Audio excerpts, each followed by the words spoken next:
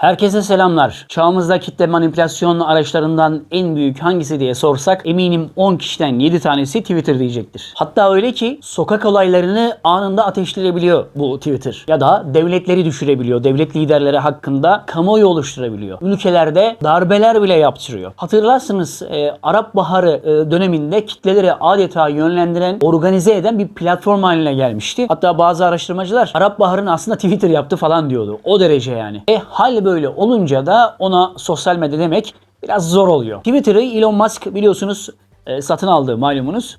Aldı almasına da acaba derdi neydi bu adamın? Hangi amaçla Twitter'ı satın aldı?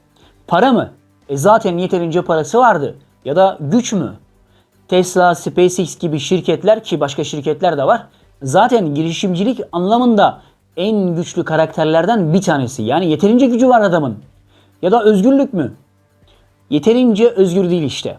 Twitter'ın özgür olmasını istiyorum diye açıklamalar yapıyordu. Ve ilk açıklaması da Twitter'a özgürlük getireceğim olmuştu.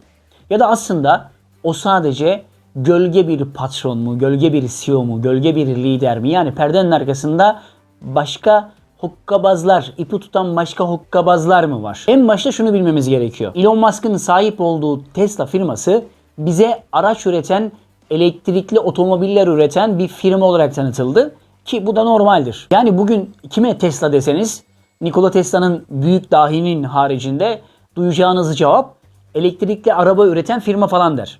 Ama öyle değil işte. Tesla firması dijital veri, data toplayan bir firma. Bu datalar ne yapılabilir abi bu datalarla? Bu datalarla insanlara ulaşılır. Reklam yapılır, propaganda yapılır, satış ve pazarlama alanında dataların çok büyük önemi vardır. Adeta bu datalar hazine gibidir. Bizim bilgilerimizi bir yere, bir havuza toplarlar. Özellikle de telefon numaraları. Bu bilgi havuzundan bizim datalarımız başka bir firmaya satılır. Başka bir firmaya satıldığında o satın alan firma bizim bilgilerimizle bizlere reklamlar yapar, bizi arar, bir şeylere satmaya çalışır, telefonumuza mesajlar gönderir falan falan falan. Yani bu yüzden bu datalar gerçekten hazine gibidir. Hatta o datalarınız alınır, firmadan firmaya sürekli satılır. Dolayısıyla Elon Musk'ın Twitter'ı almasına önce bu açıdan, bu pencereden bakmak gerekiyor.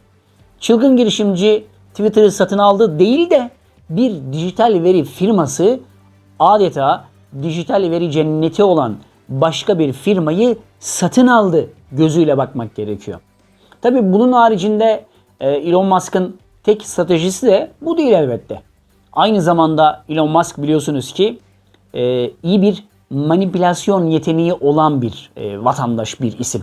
Yüksek bir isim özellikle manipülasyon konusunda. Hatırlayın Dogecoin ya da diğer tabirle Dogecoin hakkında inanılmaz manipülatif tweetler atmış ve buradan bile büyük karlar etmişti. Çünkü o tweetlerle beraber Dogecoin ya da Dogecoin yükseldi, düştü. Bu aralıktaki makasta da Elon Musk çok ciddi karlar elde etti. Ama daha sonra Twitter yönetiminden baskı gördü. Şimdi bu mecranın başına geçerek geleceğin parası olan ya da geleceğin parası olacak gözüyle bakılan kripto dünyasında istediği gibi at koşturabilir ve elinde tuttuğu kriptoları ya da almak istediği kriptoları manipülatif beyanlarla yukarı ya da aşağı çekilmesini sağlayabilir. Şimdi diyorlar ya Elon Musk 44 milyar dolar verip Twitter'ı satın aldı diye. Yo, bence hayır. Yani Twitter'ı kendi parasıyla falan satın almadı. Kendi parasından vermedi kardeşim. Diyeceksiniz ki nasıl oluyor? O para zaten dolaylı olarak Twitter'ın parasıydı. Nasıl mı? Elon Musk kripto paralarla ilgili manipülasyonu Twitter üzerinden yaptı ve çok ciddi paralar kazandı. Kimin sayesinde? Twitter'ın sayesinde. Yani Twitter sayesinde kazandığı parayla döndü tekrar Twitter'ı satın aldı. Elon Musk sınırsız özgürlük diye söylenip duruyor biliyorsunuz. Twitter'ı fikirlerin rahatça konuşulabildiği bir yer haline getireceğim diyor. Üstelik işte Twitter'ın en ünlü kısmı burası. Botlar olmayacak. Şeffaf, dürüst bir platform olacak diyor. Ama Avrupa Birliği ve Birleşmiş Milletler bir açıklama yapıyor ve aba altından sopa gösteriyor Elon Musk'a. Ne diyor? Sosyal medya yasası düzenliyoruz. Ve bu yasaya herkes uyacak. Kimseye sonsuz özgürlük diye bir şey yoktur diyor. Ne zaman? Elon Musk'ın Twitter'ı satın alması ve bu platform özgür olacak demesinin hemen ardından yapıyor Avrupa Birliği açıklamayı. Hatta ve hatta daha ileriye gidiyor. Dijital yasalara uymazsan ceza işlemi uygularız. Hatta seni kapatırız diyor. Tabii canım, Twitter'ı kapatın. Yani TikTok dururken Twitter'ı kapatın siz. Ya düşünebiliyor musunuz?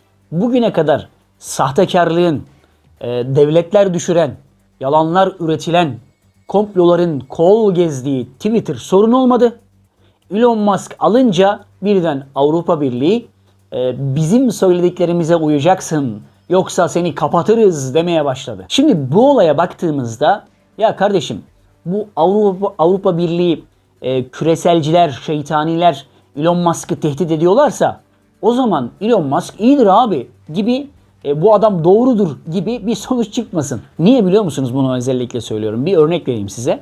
Yapay zeka konusunda Elon Musk yine birçok tweet attı evveli zamanında ve yapay zekayı eleştirdi. Hatta yapay zeka böyle giderse insanlığın sonunu getirebilir gibi açıklamaları vardı, konuşmalara katıldı.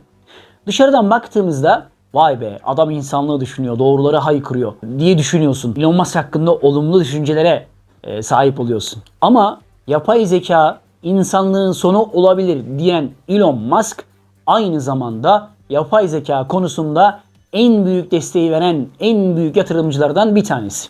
Ya sigara üreten ismi lazım değil. Bir firmanın aynı zamanda astım ilacı üretmesi gibi bir şey yani bu. Mark Zuckerberg, Facebook'u adeta Amerikan İstihbarat Servisi CIA'nin arka bahçesine çevirmesi gibi. Ki mahkemeye çıktı adam, biliyorsunuz. Twitter'ı da yine CIA'nin çok etkin kullandığını bilmeyen yok. Kullanıyorlar yani. Yani şimdi CIA koltuğundaki adam değişti diye CIA Twitter'ın üzerindeki etkisini, kontrolünü kaybedecek ve bitecek mi bu etkisi, kontrolü CIA'nin? Hayır, bitmeyecek. Bitmez çünkü bu adamlar faşizmin ağababası. Ve toplumlar için de dijital faşizm modern kelepçedir abi. Elon Musk açısından da elinde bir güç var. İşte ne gibi? Tesla gibi, SpaceX gibi ya da gelecekteki en büyük tehlikelerden biri Neuralink gibi, Hyperloop gibi falan. Bunlara karşı yapılan spekülatif karalama çalışmalarına karşı elinde bir gücü olmalı. Mesela Jeff Bezos medyası ne yaptı? Tesla araçlarının yaptığı kazaları aldı, ayyuka çıkardı. Binde birdi belki o kazalar falan ama bilerek, bilinçli olarak bunlar ayyuka çıktı. Elon Musk işte kendisi ve şirketlerine karşı yapılan saldırıları da bertaraf etmek için medya gücüne ihtiyaç duyuyordu. Aslında Twitter hamlelerinden bir tanesi, belki de bana göre en büyüklerden biri de buydu.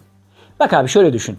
Şimdi bu Elon Musk Starlink projesi yaptı değil mi? Şu uyduları falan gönderdi ya. İşte güçlü uydular, güçlü internet falan. Ne diyordu küreselci var onlar? Tek dünya devleti. Bak burayı iyi dinleyin. Tek dünya devleti. Ulus devletlerin olmadığı, her şeyin tek bir yerden yönetildiği, her şeyin onların istediği gibi yönetildiği bir yapı istiyorlardı. Şimdi şöyle düşün abi. Türkiye'de bir şeyler oldu. Bir iç karışıklık oldu.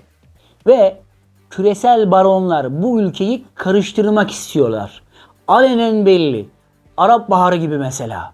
Halk galeyana gelmesin diye, iç dinamiklerle oynanmasın diye, halk kışkırtılmasın diye, işte kardeşler, halk birbirini kırmasın diye Türk devleti tutuyor, interneti kesiyor.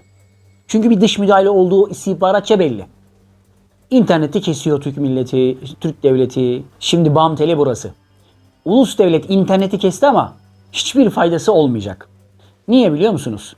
Çünkü bunun projesini yaptılar aslında.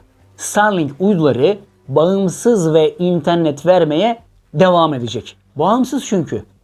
Ve senin devletin hiçbir şey yapamayacak. Ha, düşürülür mü? Düşürülür. Ama o en son ihtimal. Düşürmek demek Amerika'yı da karşına almak demek. Kısaca toparlayacak olursak, Elon Musk Twitter'ı aldığında önce insanların ağzına güzel bir bal çaldı abi. Ne dedi? Galiba insanların en zayıf noktası burası. Yani özgürlük meselesi. O da kalktı, dedi ki Twitter'ı daha özgür bir yer yapmak için ben geliyorum. Ağızlara balı çalmıştı. Evet, hoşumuza giden bazı değişiklikler olacak belki Twitter'da. Yapacaklar. Gerçi ben Twitter'da pek aktif değilim. Daha çok Instagram'da aktifim ama bal yapan arının iğnesi olduğunu da unutmayalım.